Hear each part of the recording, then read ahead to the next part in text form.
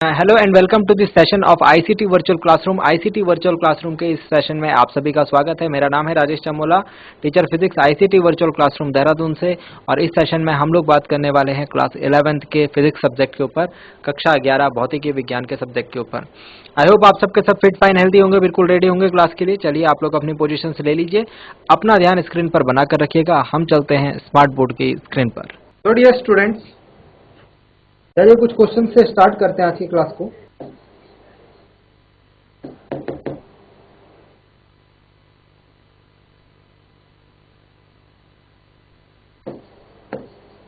पाँच मीटर प्रति सेकंड के वेग से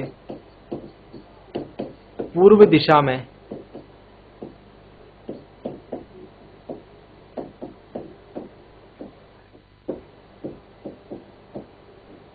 की ओर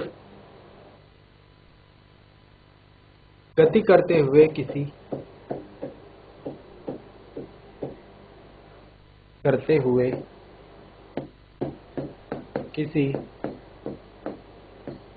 कण की गति करते हुए किसी कण की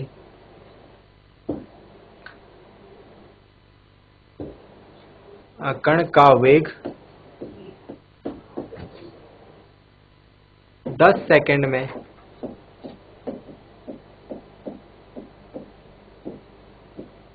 बदलकर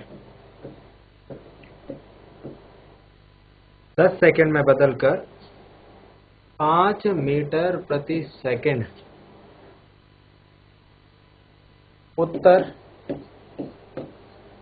की ओर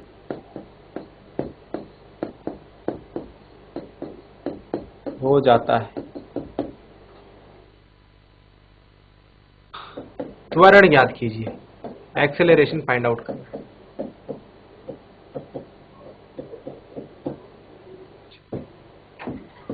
तो एक क्वेश्चन है, उस क्वेश्चन में हमको एक कंडीशन बताई गई है और उस कंडीशन में हमें यह कहा गया है कि कोई कण जो है किसी वेग से चल रहा है किसी एक दिशा में। आफ्टर सम टाइम उसका वेग जो है परिवर्तित हो जाता है और वेग के परिमाण और दिशा दोनों में परिवर्तन देखने को हमको यहां पर मिल रहा है। समझने की अगर कोशिश करें तो ईस्ट, वेस्ट, नॉर्थ, साउथ ये दिशाएं होती हैं। तो मतलब पहले वो 5 मीटर प्रति सेकंड के वेग से पूर्व दिशा की ओर, मतलब कि पहले वो ऐसे चल रहा है, पहले उसकी गति कैसी है, ऐसी इस दिशा में है ना, पूर्व दिशा यही तो हो गई। तो यहां पर इसका वेग कितना है, 5 मीटर प्रति सेकंड, 5 मीटर पर सेकंड। अब ये क्या कर रहा है, 10 सेकंड में बदलकर 5 मीटर प्रति सेकंड उत्तर की ओर हो जाता है। मतलब 10 सेकंड बाद ये क्या हो जाएगा, उत्तर का होगा, यहां से ऊपर ऐसा हो जाएगा। कितने सेकंड बाद, 10 सेकंड बाद। और कितना है जो वेग है वो 5 मीटर प्रति सेकंड। मतलब मैग्नीट्यूड समान है, सिर्फ डायरेक्शन चेंज हो जाएगा उसका। ठीक है, ऐसा क्वेश्चन है। हमसे ही पूछा जा रहा है कि त्वरण निकालिए। चलिए, तो क्योंकि हम जानते हैं त्वरण एक्सेलरेशन वेग परिवर्तन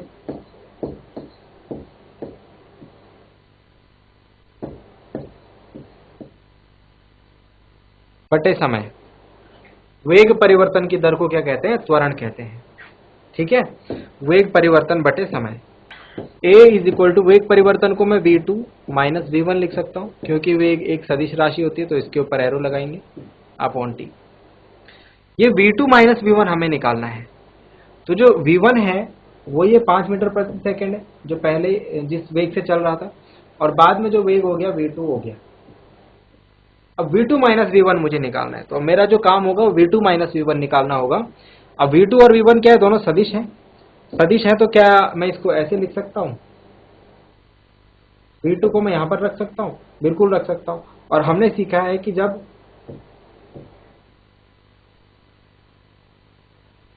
हमने ये सीखा है कि जब सदिशों को हम लोग जब सदिशों का हमको योग या फिर अंतर निकालना होता है तो वो क्या होता है, वो रिजल्टेंट परिणामी जो है समांतर चतुर्भुज नियम से हम देते हैं। तो V2 प्लस V1 क्या होगा, ये होगा। V2 प्लस V1 क्या होगा, ये होगा। रिजल्टेंट जो होगा यहाँ बीच से होता हुआ जाएगा। लेकिन हमको क्या करना है, V2 माइनस V1। तो जरा सा सोचिए, हमने आपसे डिस्कस किया था कि अगर इधर की डायरेक्शन में प्लस V1 है तो माइनस V1 क्या इस तरह इस दिशा में नहीं होगा, माइनस V1 इस दिशा में होगा ना। तो ये हो गया माइनस V1। तो हमको परिणामी कौन सा वाला लेना है, हमको परिणामी यहां वाला लेना है, ये हो गया माइनस V1। ठीक है, तो मतलब हमको ये वाला रिजल्टेंट निकालना है, ये सिंपल बात। तो V2 माइनस V1 क्या होगा, ये बीच वाला जो रिजल्टेंट होगा। इसके लिए फॉर्मूला हमने क्या लिखा है, R is equal to resultant का जो मैग्नीट्यूड है वो निकलता है अंडर रूट A और B की जगह क्या आएंगे, V1 square plus V2 square minus 2V1 V2 cos theta. याद है ना, minus 2V1 V2 cos theta. तो चलिए कैलकुलेट करते हैं इसे। V1 इज 5 का स्क्वायर, V2 इज 5 का स्क्वायर माइनस 2, 5 गुणा 5 और कॉस थीटा कितना है यहाँ पर 90 डिग्री। दोनों जो वेक्टर्स हैं एक दूसरे से लंब है, दोनों के बीच में कितने डिग्री का एंगल है, देखो 90 डिग्री का एंगल है। V1 और V2 के बीच में कितने डिग्री का एंगल है, 90 डिग्री का एंगल है। और cos 90 कितना होता है, cos 90 की वैल्यू 0 होती है। तो 5 5 25, 5 5 25 माइनस 0, 25 25 50, अंडर रूट के अंदर 50 मतलब 5 under root 2 unit 5 under root 2 मात्रक। ये आया क्या, आंसर नहीं आया अभी, सॉरी आंसर नहीं आया है, ये आया V2 माइनस V1। सो हम क्या करेंगे, हम V2 माइनस V1 की जगह क्या वैल्यू रखेंगे, V2 माइनस V1 की जगह हम वैल्यू पुट करेंगे 5 अंडर रूट 2 और समय कितना लगा है 10 सेकेंड। तो 5 2 जा 10 और ये अंडर रूट 2 से अंडर रूट 2 कट जाएगा, तो यहाँ पर आंसर आएगा 1 upon under root 2। Acceleration will be 1 upon under root 2। ठीक है ना। सो इस हिसाब से आप लोग जो है क्वेश्चन कर सकते हैं। आई होप कि ये क्वेश्चन समझ में आया होगा। मीटर प्रति सेकंड स्क्वायर, मीटर प्रति सेकंड स्क्वायर। ओके, तो क्वेश्चन था हमारे पास, क्वेश्चन का सॉल्यूशन, क्वेश्चन का आंसर जो है किस तरीके से निकालना है, ये चीज आपको समझाई मैंने। ठीक है, क्वेश्चन में समझने की कोशिश करने की आपसे बात क्या की गई है, हम लोग वेक्टर्स पढ़ने हैं और क्वेश्चन में आपसे त्वरण निकालने को कहा। तो त्वरण क्या, एक सदिश राशि और एक सदिश राशि को कैसे हम फाइंड आउट करते हैं, वो चीज आपको याद रखनी इसमें जरूरी हो जाती है। चलिए, आई होप समझ में आया होगा। चलिए नेक्स्ट क्वेश्चन लिखते हैं।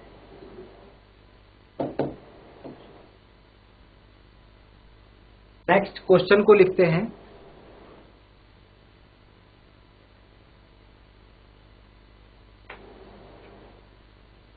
दस अंडर रूट 2 मीटर प्रति सेकंड के वेग से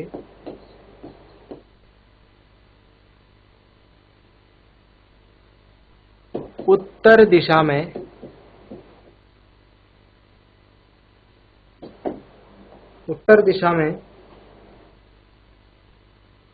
चल रही कार,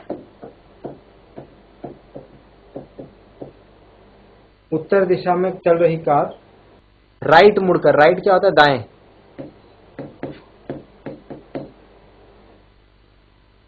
90 डिग्री दाएं मुड़कर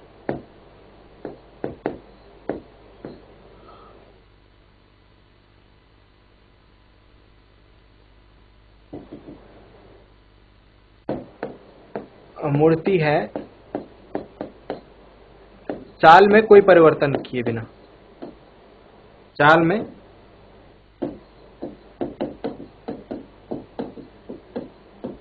परिवर्तन किए बिना, मतलब मुड़ जाती है, उसकी स्पीड जितनी थी उतनी ही रहती है, 10 अंडर रूट 2 मीटर प्रति सेकंड की स्पीड रहती है, स्पीड में कोई चेंज नहीं होता और वो एकदम से राइट टर्न ले लेती है, शार्प राइट टर्न ले लेती है। हमको निकालना है कार के वेग में परिवर्तन, कार के वेग में परिवर्तन। सिंपल क्वेश्चन, इसमें क्वेश्चन में साफ साफ बोला गया है, क्वेश्चन में ही बता दिया है कि हमें फाइंड आउट क्या करना है, परिवर्तन निकालना है, यानी चेंज निकालना। तो माना पहले वेग v1 था, बाद में वेग v2 हुआ, तो परिवर्तन कैसे निकालेंगे, परिवर्तन निकालेंगे v2 माइनस v1। ये है वेग में परिवर्तन।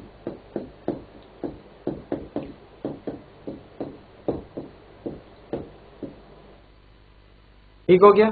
सो वेग में परिवर्तन, change in velocity is v2 minus v1। चलिए v2 और v1 को ड्रॉ करने की कोशिश करते हैं और समझने की कोशिश करते हैं क्या क्या पोजीशन इनकी रहने वाली है। सो उत्तर की दिशा में जा रही है, तो आप जानते हैं उत्तर तो ऊपर की डायरेक्शन में होता है ना, नॉर्थ। नॉर्थ डायरेक्शन में जा रही है कार और 10√2 मीटर पर सेकंड का इसका वेग है। ये चलते चलते राइट मुड़ जाती है 90 डिग्री। तो राइट किस साइड में होगा? राइट होगा इस डायरेक्शन में 90 डिग्री, ऐसे राइट। ठीक है। और राइट मुड़ने के बाद इसकी स्पीड में कोई चेंज नहीं होता है, मतलब कि यहां भी जो स्पीड है वो 10√2 मीटर पर सेकंड रहती है, बस दिशा चेंज हो गई। ये जो एंगल है कितना है? 90 डिग्री का है। चलिए, सो हमें ही बोला जा रहा है कार के वेग में परिवर्तन फाइंड आउट करना है, मतलब कि v2 माइनस v1 निकालना है।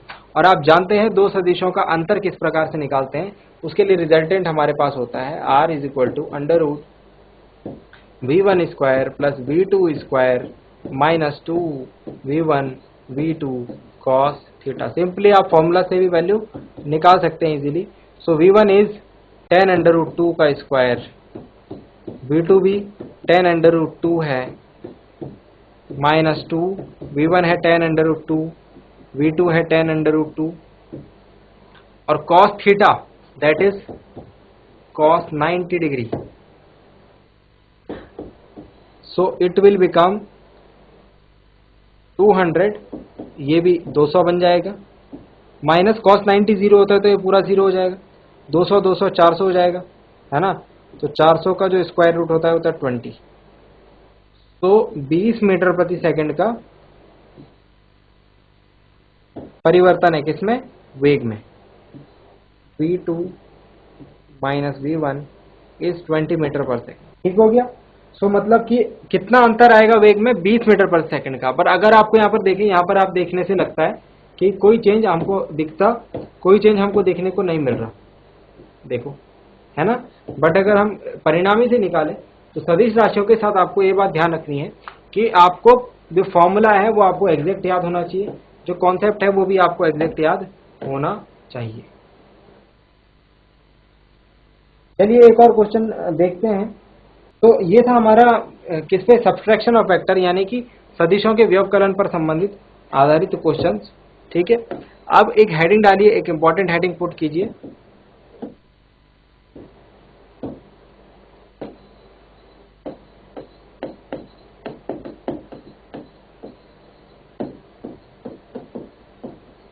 Resolution of vectors. अब हमको क्या पढ़ना है? Resolution of vectors. तो what is resolution of vectors? Resolution of vectors में हम करते क्या हैं?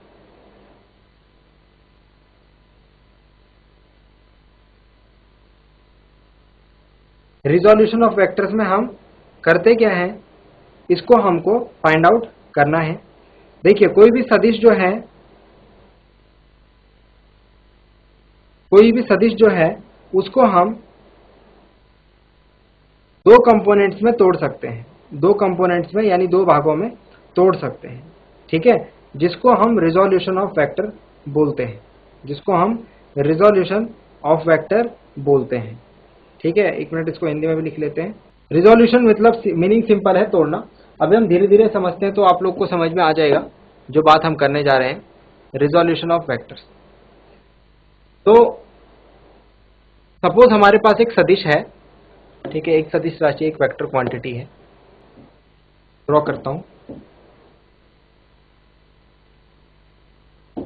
सपोज ये हमारे पास एक सदिश है जो कि सदिश वेक्टर ए है, जो कि वेक्टर ए है। यहां पर मैं एक इसका बेस ड्रॉ करने की कोशिश कर रहा हूं, इसका बेस ड्रॉ करने की कोशिश कर रहा हूं। ये इसका बेस है एंड ठीक इसके परपेंडिकुलर एक लाइन ड्रॉ मैं करता हूं। ठीक है, क्यों कर रहा हूं, क्या रीजन है, इसको हम लोग अभी समझेंगे। सपोज ये अपने बेस के साथ एंगल बनाती है थीटा। सपोज ये अपने बेस के साथ एंगल बनाती है थीटा, एंगल बनाता है वेक्टर थीटा, और यहां से एक परपेंडिकुलर गिरा देते हैं।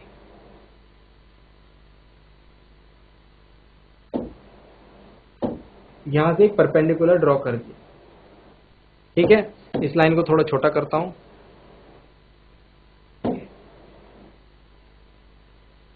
तो इनको नामिंग दे देते हैं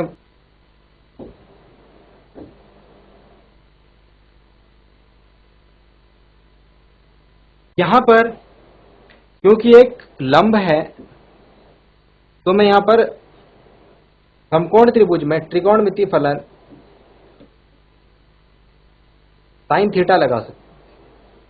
साइन थीटा बराबर होता है लंब बटे कर्ण। सो लंब मुझे यहां पर दिख रहा है mn, ठीक है, और कर्ण मुझे दिख रहा है यहां पर a। यही तो है कर्ण, ये वाला। इसके लंबाई किसके बराबर है? a के बराबर है ना। सदिश a का जो परिमाण होता है वो a होता है, b का परिमाण b होता है, ठीक है। सो लंब बटे कर्ण, तो मैं लंब को लिख सकता हूं mn is equal to a sine theta. mn जो है किसके बराबर होगा? OP के बराबर। सो OP बराबर a साइन थीटा। इसके अलावा नेक्स्ट पार्ट में मैं यहां पर cos थीटा अप्लाई कर रहा हूं। cos theta is equal to base upon hypotenuse. तो यहां से OM इज इक्वल टू निकल के आ रहा है, OM इज इक्वल टू निकल के आ रहा है a cos theta. OM is equal to निकल के आ रहा है a cos थीटा। ठीक हो गया। ये दो चीजों को अब हम लोग यहां पर ड्रॉ कर रहे हैं। इतनी बात सबकी समझ में आ गई होगी। आई डोंट थिंक कि कोई इश्यू है, ठीक है। इसे हम कहते हैं OM को हमने क्या बोला? OM मतलब यहां पर M लिखा हुआ था मैंने। इसको हमने क्या बोला? इसको हमने बोला a cos थीटा। तो ये बन गया हमारा a cos थीटा। और OP को हमने क्या बोला? P यहां पे लिखा हुआ था, तो OP क्या हो गया हमारा? a sin theta. तो ये हो गया a sin थीटा।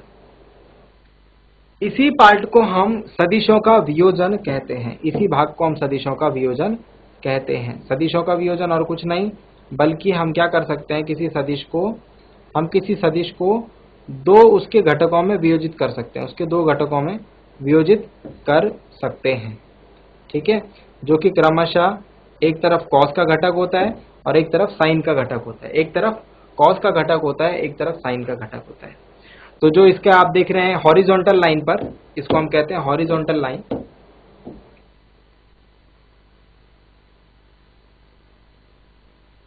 हॉरिजॉन्टल मतलब क्षैतिज। तो जो क्षैतिज घटक होता है, क्षैतिज घटक वो होगा a cos थीटा, और जो ऊर्ध्व घटक होता है इसको हम बोलते हैं वर्टिकल कंपोनेंट, ऊर्ध्व घटक, वर्टिकल। चलिए इसको मैं साइड में लिख लेता हूं।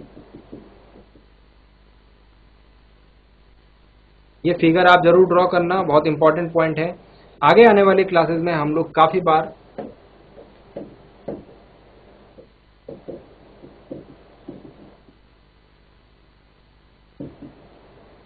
ऑफ वेक्टर ए का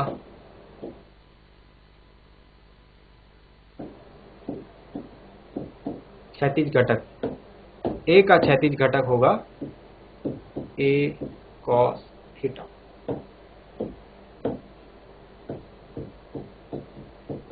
वर्टिकल कंपोनेंट ऑफ a का ऊर्ध्व घटक, a का ऊर्ध्व घटक होगा a sin। ये दो पॉइंट्स जो है बहुत ज्यादा इंपॉर्टेंट है, ठीक है। आपको ये बात समझनी है कि कोई सदिश को हम दो घटकों में तोड़ सकते हैं, उसके दो घटकों में तोड़ा जा सकता है, और जो दोनों घटक उसके होंगे वो क्षैतिज और ऊर्ध्व घटक होंगे, है ना। यानी कि जो हॉरिजॉन्टल और वर्टिकल उसके कंपोनेंट्स होंगे, ठीक है। तो जैसे कोई सदिश है f, तो इसको मैं क्या लिख सकता हूं? इधर की तरफ f cos थीटा और इधर की तरफ एफ साइन थीटा। आप ये बात ध्यान रखना इसमें कि थीटा जो है वो ऐसे होगा तभी जाकर के कंडीशन होगी। मतलब कि चलिए इससे आगे की बात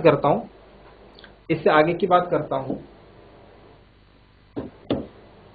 अगर हमारे पास कंडीशन आएगी ऐसी, सदिश है ऐसा, और थीटा एंगल यहां दे दिया, तो एफ कॉस थीटा आपकी बार इधर हो जाएगा, और ये जो परपेंडिकुलर में जाएगा ये जाएगा एफ साइन थीटा। समझ रहे हो? जिस साइड थीटा होगा उसी साइड कॉस का घटक होगा, उसकी दूसरी साइड, उसके लंबो साइड में साइन का घटक होगा। समझ में आई है बात? ये बात समझ में आ गई है? ठीक है। सो क्वेश्चन लेते हैं, एक छोटा सा एग्जांपल देखते हैं आपकी समझ में कितना आया है। एक बल दे रखा है हमको कुछ इस प्रकार से, F 10 न्यूटन के बराबर, और ये जो एंगल दे रखा है इसका क्षैतिज के साथ थीटा, वो दे रखा है 30 डिग्री। अब बोल रहे हैं कि इसके ऊर्ध्व घटक और इसके जो क्षैतिज घटक है वो बताओ।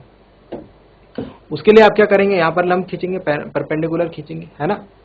सो जो क्षैतिज घटक है उसको हम x से डिनोट करते हैं, जो ऊर्ध्व घटक है उसको y से डिनोट करते हैं। तो ये क्या होगा, f cos थीटा, क्षैतिज घटक हमने देखा है f cos थीटा, और ऊर्ध्व घटक क्या होता है f sin थीटा, है ना।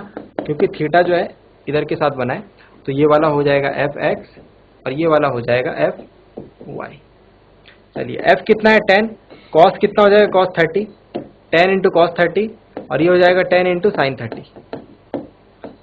तो cos 30 कितना होता है भाई, cos 30 होता है 1/2, तो यहां पर आ जाएगा 10 इंटू 1/2, और ये आ जाएगा 5 न्यूटन।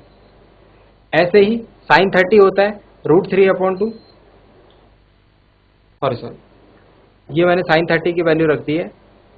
cos 30 होता है √3/2, ठीक है। सो ये आएगा 5√3 न्यूटन, ठीक है। ये कितना आएगा 5√3 न्यूटन। और अगर मैं यहां देखूं साइन 30 होता है 1/2, तो ये आएगा 5 न्यूटन। तो मैं रिजॉल्व कर लेता हूं, जो वेक्टर मुझे दिया गया था, सदिश मुझे दिया गया था ऐसे वेक्टर f 10 न्यूटन का ही सदिश था, 10 न्यूटन का ही वेक्टर था। तो इसको अगर मैं इसके परपेंडिकुलर जो कंपोनेंट्स है उसमें तोड़ूं, तो ये वाला कंपोनेंट fx होगा और ये वाला कंपोनेंट fy होगा, है ना। fx इज इक्वल टू कितना है हमारा, fx is equal to 5√3 newton है, और fy इज इक्वल टू कितना है 5 न्यूटन है। ये हमारा आंसर है।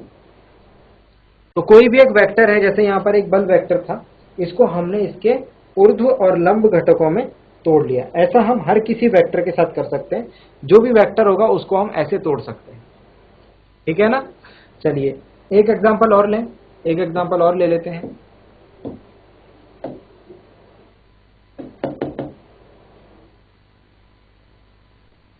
थोड़ा सोच समझ के बताना इसको।